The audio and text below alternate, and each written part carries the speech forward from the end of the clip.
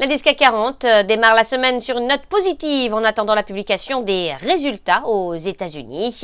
Parmi les valeurs qui se sont distinguées ce lundi, on retrouve Atos, le leader international de la transformation digitale, a plongé après avoir révisé à la baisse ses objectifs pour l'exercice en cours en raison d'une accélération du déclin des activités d'infrastructure classiques dans un contexte de migration plus forte vers le cloud post-Covid.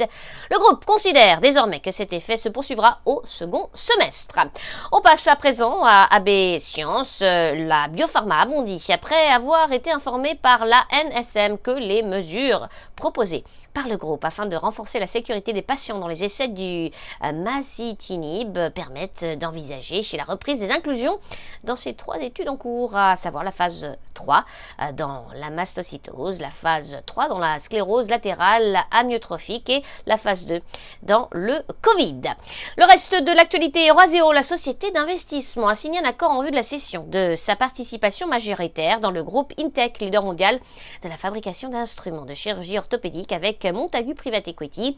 Le projet de cession reste soumis à l'accord des autorités de la concurrence américaine. JCDecaux, numéro 1 mondial de la communication extérieure, a de son côté bénéficié d'un relèvement de recommandations de la part d'un analyste. Enfin, Veolia Environnement, le groupe de services aux collectivités, a signé avec un consortium incluant MetaWater et 8 autres partenaires locaux un accord cadre pour un contrat de concession portant sur la gestion, l'exploitation et la modernisation des installations d'eau potable dans la préfecture de Miyagi au Japon. À New York, Sabrina Cagliozzi pour Training Central, je vous souhaite une très belle fin de journée à tous, à demain.